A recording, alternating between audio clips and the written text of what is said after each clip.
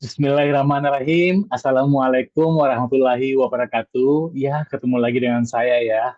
Gak bosan-bosannya saya untuk mengupload video di YouTube, teman-teman ya. Apa kabar semuanya? Baiklah, hari ini saya akan membahas materi tentang self-concept. Tapi sebelumnya saya akan memperkenalkan diri saya. Nama saya pastinya tetap Muhammad Anwar Iskandar dengan jurusan eh, jurusan jurusan Prodi PJJ Sistem Informasi. Maaf ya. Terus saya di kelas S1203 dengan NIM 23010101014 Baiklah teman-teman, di sini adalah mata kuliah Estetika Humanisme. Oke, sekarang saya akan memaparkan materi tersebut, di mana materi tersebut adalah ujian akhir semester saya. Oke, saya akan paparkan ya teman-teman ya. Baiklah, di sini saya akan paparkan. Ini dia. eh, baiklah, saya akan paparkan ya teman-teman ya. Di sini eh, saya sebentar, maaf ya. Oke, oke. Di sini adalah self konsep ya. Tadi yang saya sudah paparkan ya teman-teman. Baiklah, kita akan mulai dengan materi di mana yaitu teori ya, teori atau konsep diri. Pengertian konsep diri adalah berpikir mengenai dirinya sendiri adalah aktivitas manusia yang tidak dapat, saya memperbesar dulu ya supaya bisa dibaca teman-teman ya. Nah, lanjut kita sampai 100% aja. Ya, di sini di mana pada umumnya secara harfiah orang akan berpusat pada dirinya sendiri. Sehingga self atau diri adalah pusat dari dunia sosial setiap orang. Sementara seperti yang telah kita ketahui, faktor genetik memainkan sebuah peran terhadap identitas diri atau konsep diri yang sebagian besar didasari interaksi dengan orang lain yang dipelajari dimulai dengan anggota keluarga terdekat kemudian masuk ke interaksi dengan mereka di luar keluarga. Dengan mengamati diri sendiri, yang sampailah pada gambaran penilaian diri, ini disebut konsep diri. Nah, menurut William de Brooks mendefinisikan konsep diri sebagai gross physical, social, and psychological perception of our self that we have derived from experience and or interaction with other. Ya, nah, jadi konsep diri adalah pandangan dan perasaan tentang diri, persepsi tentang diri ini boleh bersifat fisiologis, sosial, dan fisik. Konsep ini bukan hanya gambaran deskriptif, tetapi juga penilaian tentang diri. Jadi konsep diri meliputi apa yang dipikirkan, apa yang dirasakan tentang diri. Nah, di sini ya, menurut Harlock, konsep diri ialah konsep seseorang dari siapa dan apa dia itu. Konsep ini merupakan bayangan cermin, ditentukan sebagian besar oleh peran dan hubungan orang lain. Apa yang kiranya reaksi orang terhadap konsep diri ideal adalah gambaran mengenai penampilan dan kepribadian yang dinamakan. Agustina 2009 menyatakan konsep diri ini merupakan gambaran yang dimiliki seseorang tentang dirinya yang dibentuk melalui pengalaman-pengalaman yang diperoleh oleh interaksi dengan lingkungan. Ya, konsep diri ini bukan merupakan faktor bawaan, melainkan berkembang dari pengalaman yang terus-menerus. Dasar dari konsep diri, individu ditanamkan pada saat-saat dini kehidupan anak menjadi dasar mempengaruhi tingkah lakunya, kemudian anak menjadi dasar yang mempengaruhi tingkah lakunya di kemudian hari. Konsep diri menurut Rogers 1997 adalah bagian sadar dari ruang fenomenal yang didasari dan disimbolisasikan, yaitu aku merupakan referensi setiap individu yang secara perlahan-lahan dibedakan dan disimbolisasikan sebagai bayangan tentang diri yang mengatakan apa dan siapa aku sebenarnya dan apa sebenarnya yang harus aku perbuat. Jadi konsep diri adalah kesadaran batin yang tetap mengenai pengalaman yang berhubungan dengan aku dan membedakan aku dari yang bukan aku. Untuk menunjukkan apakah konsep diri yang konkret sesuai atau terpisah dari perasaan dan pengalaman organismik atau konsep diri atau konsep diri merupakan pandangan kita mengenai siapa diri kita. Dan itu hanya kita peroleh lewat informasi yang diberikan orang lain kepada kita. Melalui komunikasi dengan orang lain, kita belajar bukan saja mengenai siapa kita, namun juga bagaimana kita merasakan siapa kita. Kita mencintai diri kita bila kita telah mencintai orang lain, dan kita percaya diri kita telah dipercayakan oleh orang lain. Menurut Dedi 2001. Kartini Kartono dalam Kamus Besar Psikologinya menuliskan bahwa konsep diri merupakan keseluruhan yang dirasa dan diyakini benar oleh seseorang mengenai dirinya sebagai individu atau ego.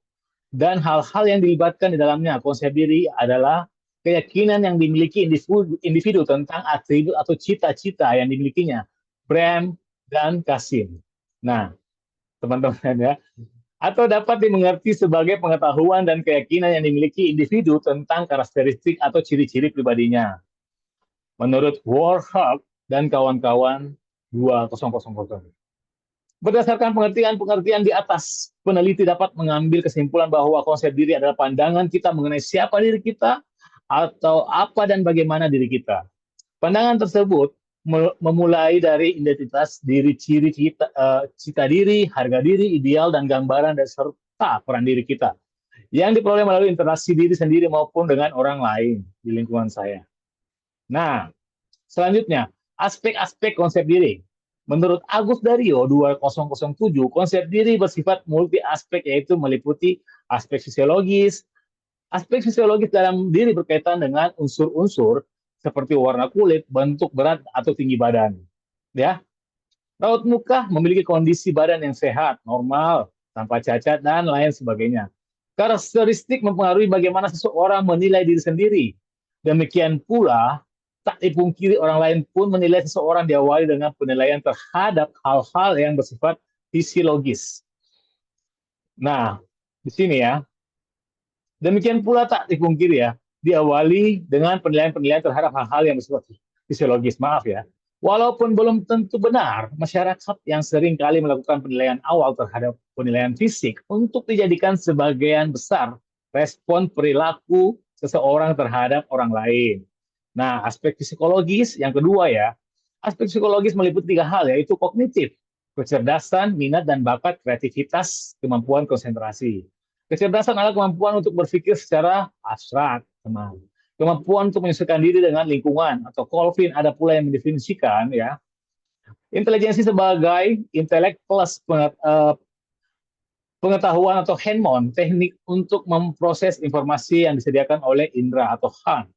Beberapa ciri tingkah laku yang intelijen ialah berikut. Purposeful behavior artinya tingkah laku yang intelijen selalu terarah pada tujuan yang mempunyai tujuan yang jelas. Organized behavior artinya tingkah atau kebiasaan ya, artinya tingkah laku yang terkoordinasi, semua tenaga dan alat-alat yang diperlukan dalam suatu pemecahan masalah berada dalam suatu koordinasi, tidak acak-acakan. Physical well-toned behavior artinya memiliki sikap jasmani yang baik, penuh tenaga dan tangkas atau lincah. Adaptable behavior artinya tingkah laku yang luas, fleksibel, tidak stabil, kaku, dan selalu siap untuk mengadakan penyesuaian perubahan terhadap situasi yang baru ya. Success oriented behavior artinya tingkah laku yang didasari berdasar perasaan aman, tenang, gairah, penuh kepercayaan akan sukses atau optimis. Clearly motivated behavior artinya tingkah laku yang dapat memenuhi kebutuhan yang manfaat bagi orang lain dan masyarakat. Rapid behavior yaitu tingkah laku yang dapat memenuhi kebutuhannya dan bermanfaat bagi orang lain atau masyarakat. Rapid behavior yaitu tingkah laku yang efisien, efektif, dan cepat menggunakan waktu yang singkat. Broad behavior yaitu tingkah laku yang mempunyai latar belakang dan pandangan luas yang meliputi sikap dasar serta jiwa yang terbuka. Nah, di sini ada tujuan aspek kognitif berorientasi pada kemampuan berpikir, yaitu mencangkup kemampuan intelektual yang lebih sederhana, yaitu mengingat sampai pada kemampuan memecahkan masalah yang menurut siswa untuk menghubungkan dan menggabungkan beberapa lain atau beberapa ide atau gagasan, metode atau prosedur yang dipelajari untuk memecahkan masalah tersebut. Dengan demikian, aspek kognitif adalah subtaksonomi yang mengungkapkan tentang kegiatan mental yang sering berawal dari tingkat pengetahuan, sampai ke tingkat yang paling tinggi, yaitu evaluasi. Bakat atau attitude biasanya diartikan sebagai kemampuan bawaan yang merupakan potensi. Potential ability yang masih perlu dikembangkan atau dilatih agar dapat terwujud kemampuan atau ability. Nah, di sini adalah daya untuk melakukan suatu tindakan sebagai hasil dari pembawaan dan latihan, kemampuan menunjukkan bahwa suatu tindakan dapat dilaksanakan sekarang. Sedangkan bakat memerlukan latihan dan pendidikan agar suatu tindakan dapat dilakukan di masa yang akan datang. Jadi, bakat adalah kemampuan alamiah untuk memperoleh pengetahuan atau keterampilan yang relatif bisa bersifat umum. Misalnya, bakat intelektual, ya. Bakat intelektual di sini dan umum atau khusus bakat akademis khusus, bakat khusus yang disebut juga talent. Ada faktor-faktor lain yang ikut menentukan sejauh mana bakat seseorang dapat terwujud. Faktor-faktor itu sebagian ditentukan oleh keadaan lingkungan seseorang, seperti kesempatan, sarana, dan prasarana yang tersedia. Dukungan dan dorongan orang tua, tara sosial ekonomi orang tua, tempat tinggal di daerah perkotaan atau di daerah pedesaan, dan sebagainya. Sebagian faktor ditentukan oleh keadaan dalam diri orang itu sendiri, seperti minatnya terhadap suatu bidang, keinginannya untuk berprestasi, dan keuletannya untuk mengatasi kesulitan atau rintangan yang mungkin timbul. Sejauh mana seseorang dapat mencapai potensi yang unggul. Banyak bergantung pada motivasinya untuk berprestasi di samping bakat bawaannya. Keunggulan dalam salah satu bidang, apakah itu bidang sastra, matematika, atau seni, merupakan hasil interaksi dari bakat pembawaan, ya. Dan faktor lingkungan yang menunjang termasuk minat dan dorongan pribadi. Kreativitas merupakan suatu bidang ya kejadian yang sulit, maaf ya, yang menimbulkan perbedaan pandangan. Biasanya perbedaan itu terletak di definisi kreativitas, kriteria perilaku kreatif, proses kreatif, hubungan dan kreativitas dan intelijensi.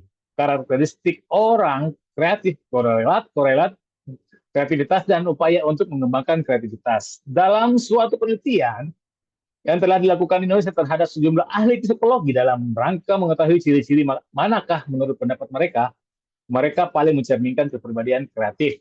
Diperoleh urutan ciri-ciri sebagai berikut. 1.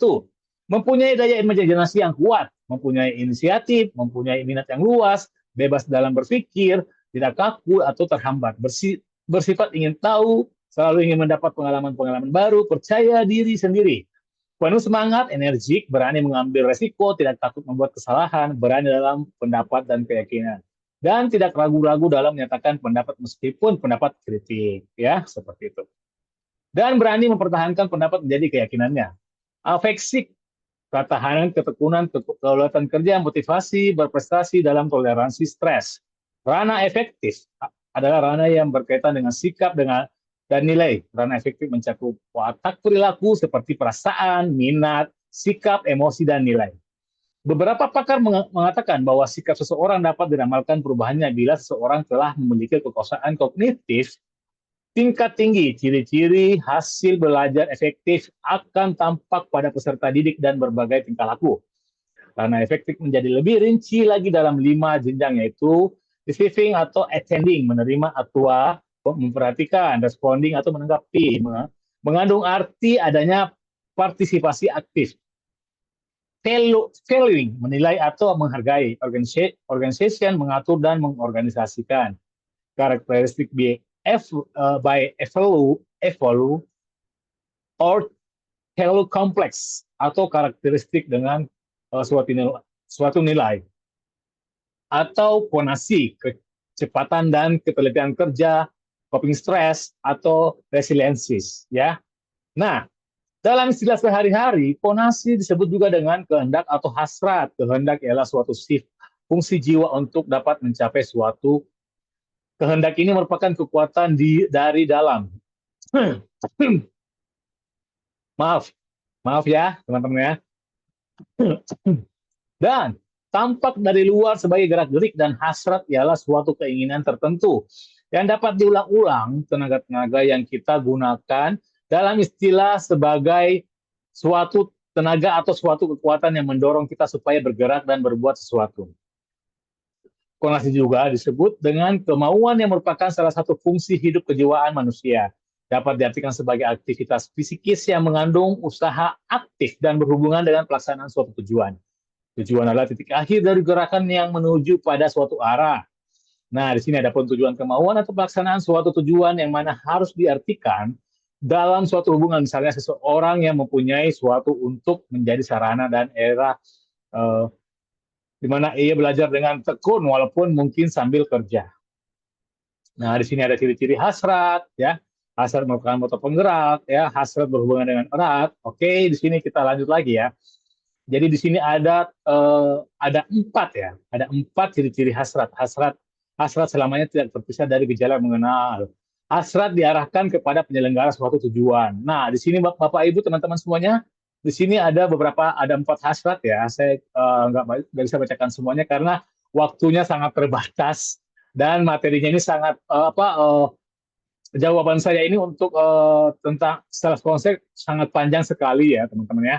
Nah, aspek psikologis pemahaman individu yang masih memiliki hubungan dengan lingkungan sosialnya.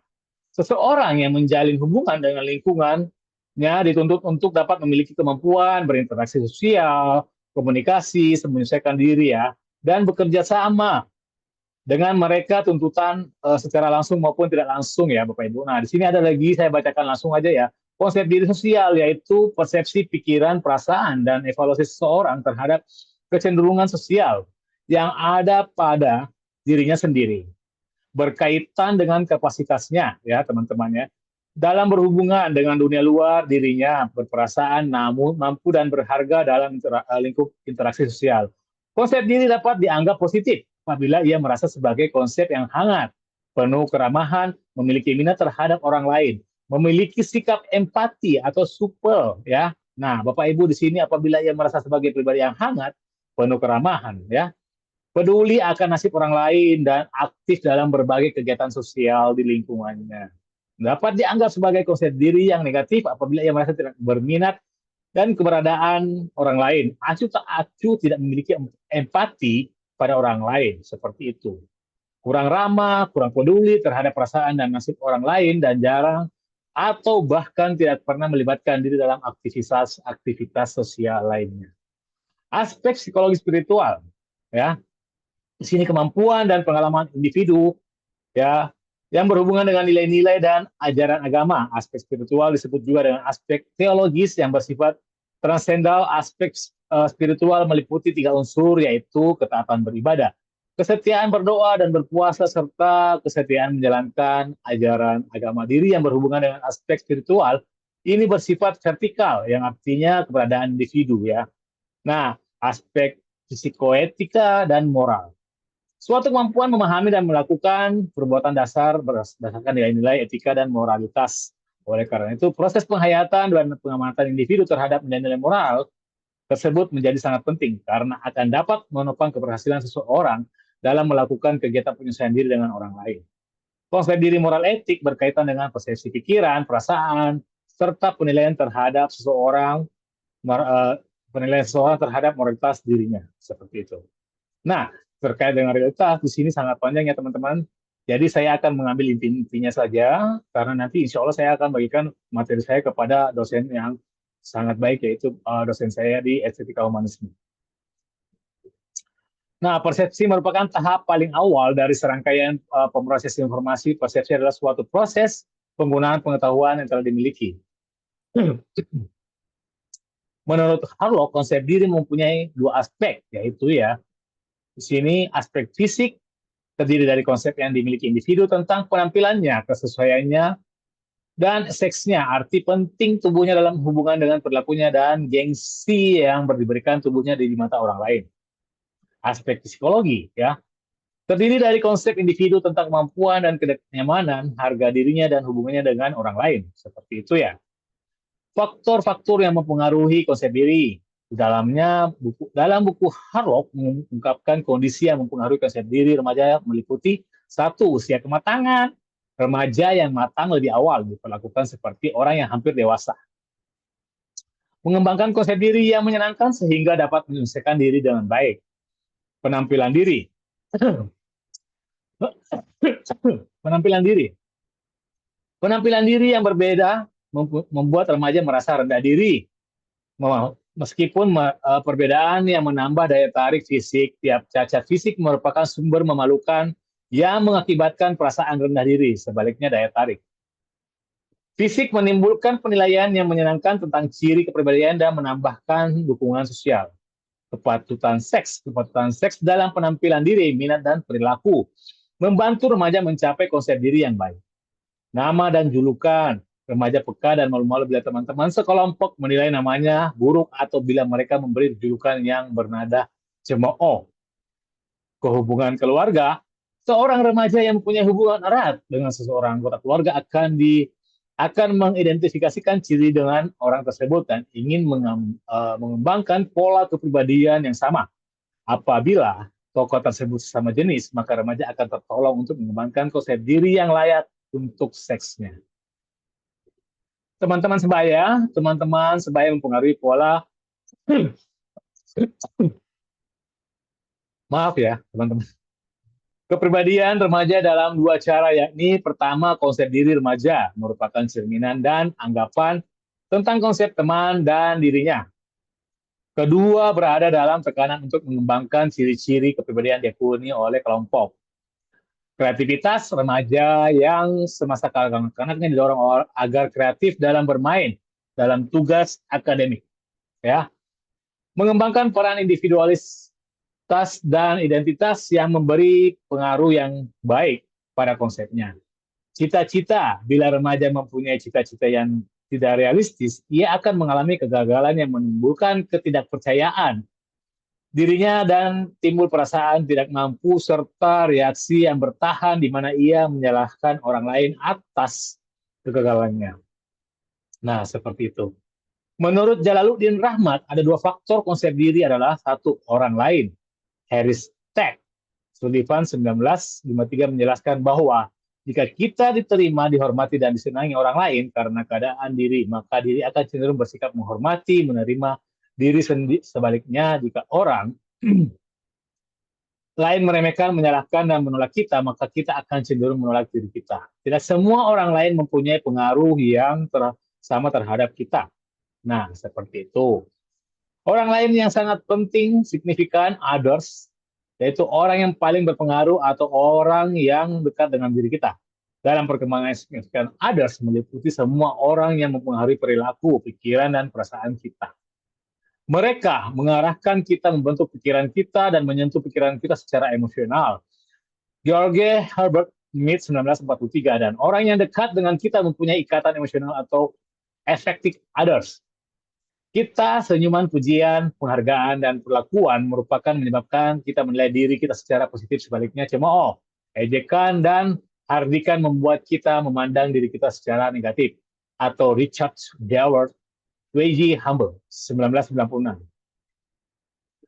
Kelompok rujukan, atau yang kedua ya, reference group. Setiap kelompok mempunyai norma tertentu. Ada kelompok yang secara emosional mengikat, berpengaruh terhadap pembentukan konsep diri. Hal ini disebut kelompok rujukan, dan melihat kelompok ini, orang akan mengarahkan perilakunya dan penyesuaiannya dirinya dengan ciri-ciri kelompoknya. Gunawarsa menyebutkan bahwa selain faktor lingkungan, faktor spesifik orang lain juga yang mempengaruhi konsep diri adalah satu, jenis kelamin, dua, harapan-harapan, tiga, suku bangsa, ya, empat, nama dan pakaian. Oke, konsep diri menurut Rahmat 207 tidak hanya merupakan gambaran deskriptif semata, akan tetapi juga merupakan penelitian seorang individu mengenai dirinya sendiri. Sehingga konsep diri merupakan sesuatu yang dipikirkan dan dirasakan oleh seseorang individu. Ia mengemukakan, maaf, ribet ya teman-teman ya, mengemukakan ada dua komponen konsep diri, yaitu komponen kognitif atau self-imagine, dan komponen efektif atau self-esteem, komponen kognitif atau self-image, ya. Merupakan pengetahuan individu tentang dirinya yang mencangkup pengetahuan siapa saya, di mana hal ini akan memberikan gambaran sebagai pencitraan diri, ya. Adapun afektif atau self-esteem merupakan penilaian individu terhadap dirinya yang akan membentuk bagaimana penerimaan diri dan harga diri individu yang bersangkutan. Jadi kesimpulannya adalah yakni konsep diri merupakan suatu yang dibesarkan dan pikiran oleh individu berkaitan dengan dirinya. ya, atau bisa disebut dengan komponen kognitif, merupakan data yang bersifat objektif. Oke. Nah, Harlock 1980 dalam bukunya juga mengatakan konsep diri mempunyai tiga komponen, yaitu satu, the perceptual komponen atau konsep fisik. Ya, di sini ada yang kedua, the conceptual komponen atau konsep diri psikologis. Dan yang ketiga, the attitude komponen atau komponen sikap. Jadi attitude-nya ya, dan psikologis serta fisik. Itu menurut Harlock. Oke. Konsep diri positif dan konsep diri negatif. Secara umum, konsep diri dapat dibedakan menjadi dua, yaitu konsep diri positif dan konsep diri negatif. Konsep diri positif yaitu merupakan perasaan harga diri yang positif atau penghargaan diri yang positif dan penerimaan yang positif. Sedangkan konsep diri yang negatif merupakan rendah diri, membenci, dan tiada dayanya perasaan yang menghargai pribadi dan penerimaan diri. Ya, di sini menurut Banner, konsep diri yang positif memungkinkan seseorang untuk bisa bertahan menghadapi masalah yang mungkin saja muncul. Selain itu akan membawa dampak positif pula pada orang lain di sekitarnya. Menurut Hamek menyebutkan ada 11 karakteristik orang yang mempunyai konsep diri positif, yaitu satu, seorang meyakini betul nilai dan prinsip, ya. Yang kedua, mampu bertindak berdasarkan penilaian yang baik tanpa bersalah yang berlebihan. Yang ketiga, tidak menghabiskan waktu yang tidak perlu untuk mencemaskan apa yang terjadi esok. Yang keempat, memiliki keyakinan pada kemampuan untuk mengatasi persoalan. Dan yang kelima, merasa sama dengan orang lain, sebagaimana manusia, ia tidak tinggi atau rendah. Ya. Yang keenam, sanggup menerima dirinya sebagai orang yang penting, bernilai bagi orang lain. Yang ketujuh, dapat menerima pujian tanpa pura-pura rendah hati. Ya. Yang kedelapan, cenderung menolak usaha orang lain untuk mendominasikannya. Yang kesembilan, sanggup mengaku pada orang lain bahwa ia mampu merasakan berbagai dorongan dan keinginan. 10, mampu menikmati dirinya secara utuh dalam berbagai kegiatan. 11, peka pada kebutuhan orang lain, ya. Dan bersenang-senang mengorbankan orang lain. Itu menurut Rahmat 207. Sedangkan menurut Brooks dan Emmert, terdapat 5 tanda orang yang memiliki konsep diri negatif. 1, peka pada kritik. Orang yang tidak peka terhadap kritik tidak akan tahan adanya kritikan. Yang kedua, responsif terhadap pujian. Orang yang seperti ini sangat antusias terhadap pujian. Ya. Yang ketiga, sikap hiperkritis. Seolah bersikap kritis terhadap orang lain, selalu mengeluh, serta meremehkan apapun dan siapapun. Yang keempat, cenderung merasa tidak disenangi orang lain. Selalu merasa tidak diperhatikan oleh orang lain, karenanya ia selalu menganggap orang lain sebagai musuh. Ya, sehingga pernah terjalin persahabatan yang akrab dan tidak akan menyalahkan diri sendiri. Nah, seperti itu. Oke, terbentuknya konsep diri, ya, Hardy dan Hayes, ya, Sobot 203. Menjelaskan konsep diri terbentuk dalam waktu yang lama, ya, di sini dia. Dan pembentukan ini tidak bisa diartikan bahwa reaksi yang tidak biasa dari seseorang yang dapat mengubah konsep diri. Sobot juga menyebutkan konsep diri pada dasarnya tersusun atas berbagai tahapan. Yang paling dasar adalah konsep diri primer, yaitu konsep yang terbentuk atas dasar pengalamannya. Nah, berikut konsep diri sekunder, yaitu konsep diri sekunder banyak diterima dari konsep dari primer. Hubungan yang luas diterima orang lain, di luar lingkungannya, rumahnya akan memperoleh konsep diri yang baru dan berada dari apa yang sudah termasuk, ya, dalam lingkungan rumahnya, dan hal ini menghasilkan konsep diri sekunder. Konsep diri terbentuk karena ada interaksi individu dengan orang-orang di sekitarnya. Ya, oke, di sini. Di sini yang sangat sosial merupakan suatu di sini menurut tadi ya, menurut Linggar 1973. Nah, di sini ada yang ketujuh, konsep Islam terhadap konsep diri. Aziz berpendapat bahwa konsep diri merupakan suatu hal yang wajib dimiliki oleh setiap manusia, khususnya umat Islam. Dengan konsep diri yang baik, maka individu akan mengenal dirinya dengan baik. Jika individu mengenal dirinya dengan baik, maka ia akan mengenal Tuhannya pula. Sebagaimana firman Allah surat Al-A'raf 172 yang artinya, dan ingatlah ketika Tuhanmu mengeluarkan keturunan anak-anak Adam dari sulbi dan Allah mengambil kesaksian terhadap jiwa mereka. Seraya berfirman, bukankah aku ini Tuhanmu? Mereka menjawab, betul, engkau Tuhan kami. Kami menjadi saksi. Kami lakukan yang demikian itu agar di hari kiamat kamu tidak mengatakan sesungguhnya kami, Bani Adam adalah orang-orang yang lengah terhadap kesesaan Tuhan. Keesaan Tuhan. Seperti itu ya teman-teman ya. Nah, maksud ayat di atas bahwa sejak awal manusia sesungguhnya telah memiliki konsep diri yang ideal, yakni mengakui bahwa segala sesuatu adalah milik Allah dan ia wajib menyembah kepadanya. Konsep diri tersebut merupakan konsep diri yang ideal karena dengan hal tersebut manusia akan selalu berhati-hati dalam aktivitasnya dengan segala usahanya ditujukan untuk beribadah kepada Allah. Ya. B. Prokrastinasi akademik. Satu pengertiannya yaitu prokrastinasi berasal dari bahasa lain procrastination dengan awal pro yang berarti mendorong maju dan akhiran kratinus yang artinya keputusan hari esok seperti itu.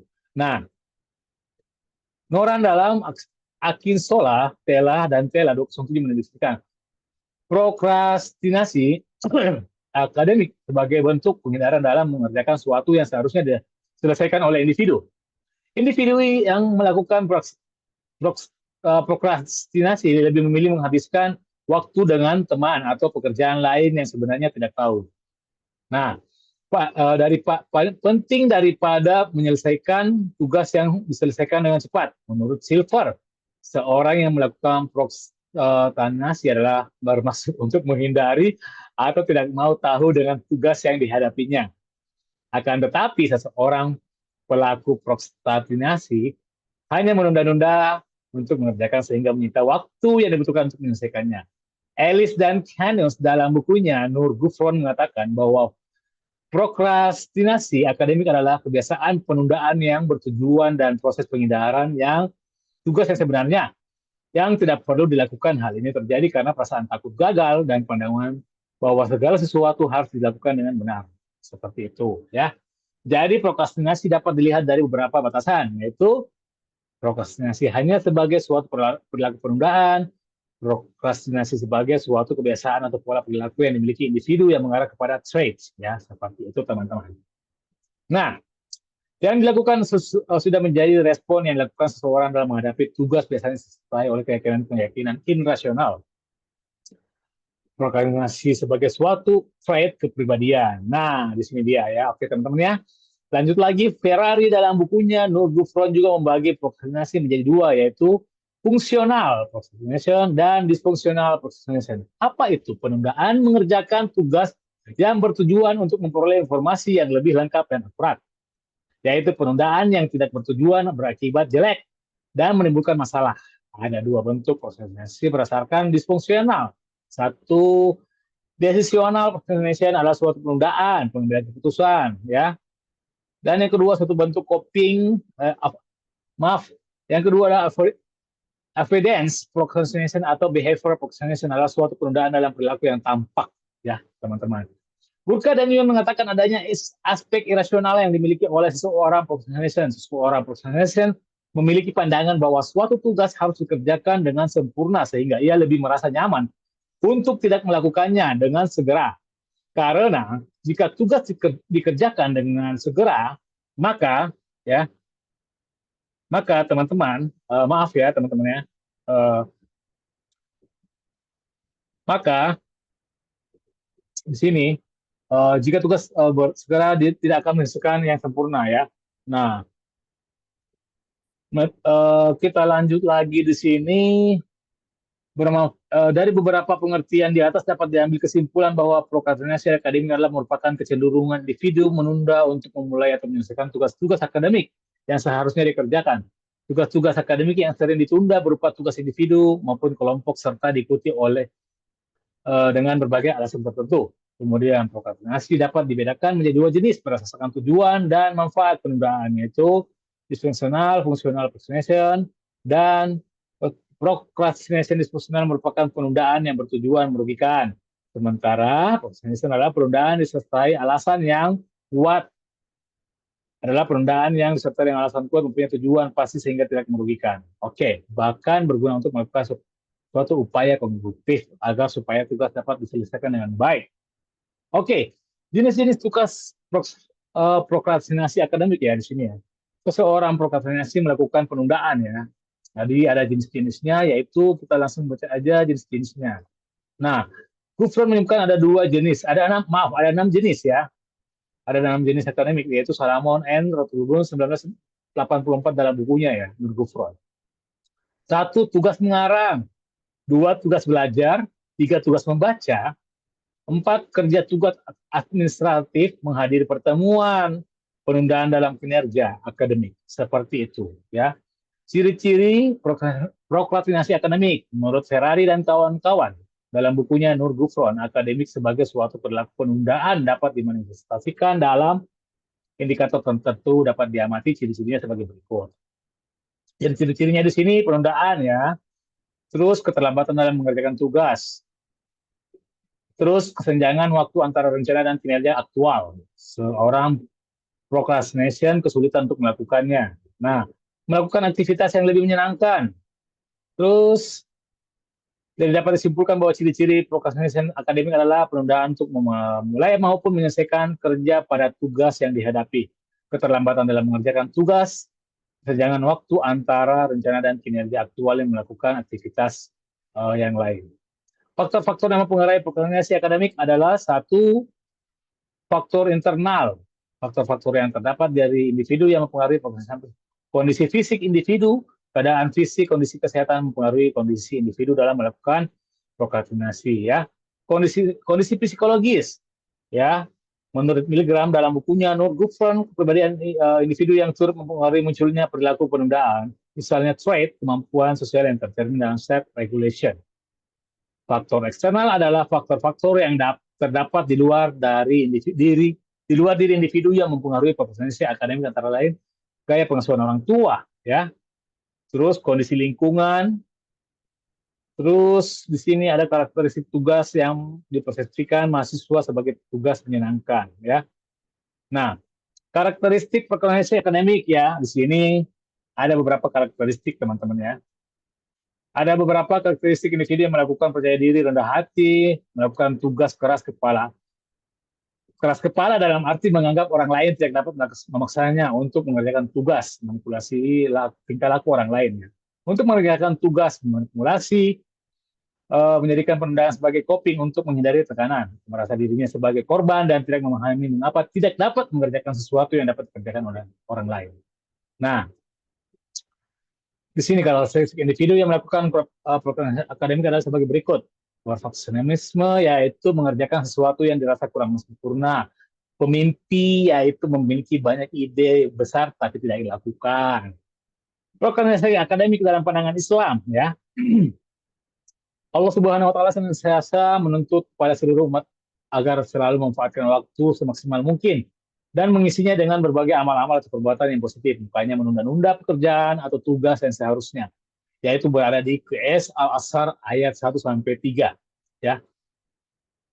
Amal soleh dan nasihat menasihati supaya mentaati kebenaran, dan nasihat menasihati supaya menetapi kesabaran.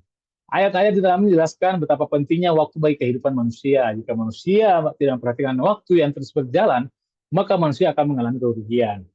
Anjuran-anjuran yang menghargai waktu juga tercermin dalam sebuah hadis, yaitu diriwayatkan oleh Abu Mas'ud Al-Aswari menceritakan bahwa Nabi Muhammad menganjurkan umatnya untuk melaksanakan sholat dan segera ketika waktunya telah tiba, yang sesuai dengan Qiyas An-Nisa ayat 142 yang artinya, sesungguhnya orang munafik itu menipu Allah dan Allah akan membalas tipuan mereka, dan apabila mereka berdiri untuk bersolat, mereka berdiri dengan malas, mereka bermaksud ria dengan sholat di hadapan manusia, dan tidaklah mereka menyebut Allah kecuali sedikitnya ya.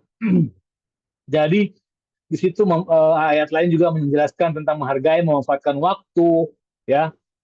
Sholat yang juga diriwayatkan oleh Abdullah dan Sa'id menerangkan bahwasanya pekerjaan yang paling disukai oleh Allah adalah sholat tepat waktu.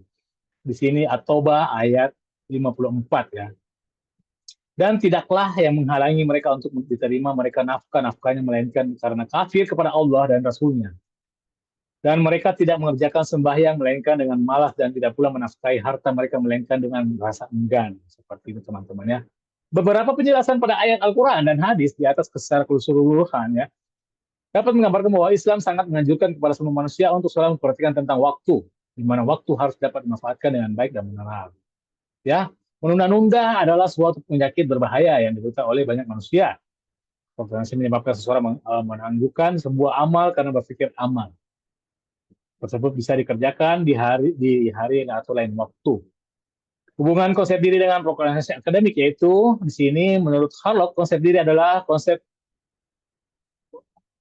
seseorang dari siapa dan apa itu konsep ini merupakan bayangan cermin ditentukan sebagian besar oleh peran dan hubungan ya. Kiranya reaksi terhadapnya konsep diri adalah gambaran mengenai penampilan kepribadian yang dinamakannya. Konsep diri yang positif akan memungkinkan seorang untuk bisa bertahan menghalangi masalah. Mungkin saja muncul, selain itu membawa dampak positif pula dan oleh sekitarnya. Nah, di sini dia kita lanjut lagi ya.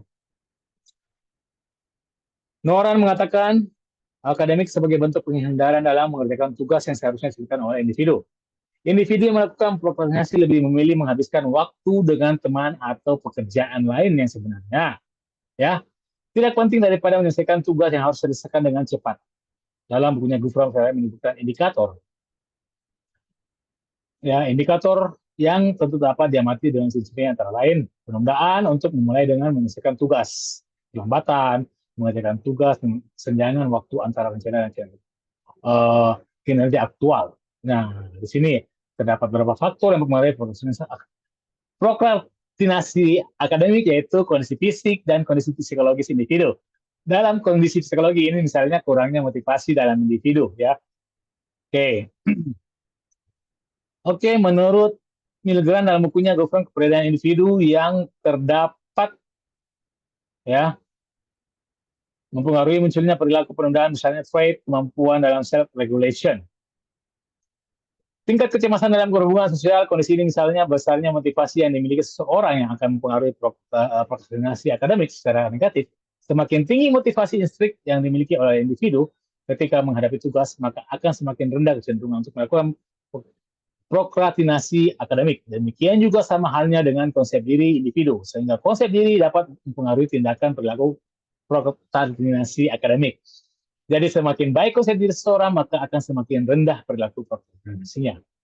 Berdasarkan keterangan di atas, disimpulkan bahwa prokrastinasi akademik dapat dipengaruhi oleh faktor internal, yaitu faktor yang ada pada diri individu. Faktor tersebut memunculkan perilaku prokrastinasi maupun menjadi faktor kondusif yang akan menjadi katalisator sehingga perilaku prokrastinasi akademik seorang semakin meningkat. Ya. Nah, hipotesis semakin tinggi baik konsep diri maka semakin rendah prokrastinasi akademik. Semakin rendah konsep diri maka semakin tinggi prokrastinasi akademik. Oke, sekian dari saya. Terima kasih banyak karena materinya sangat panjang jawaban yang saya ini panjang sekali. Oke, saya sangat berterima kasih banyak karena sudah menyaksikan video saya. Terima kasih banyak juga untuk Ibu dosen. Terima kasih banyak. Saya sangat berterima kasih karena diberikan tugas yang sangat luar biasa. Oke, saya Muhammad Anwar Iskandar. Saya undur pamit. Wassalamualaikum warahmatullahi wabarakatuh.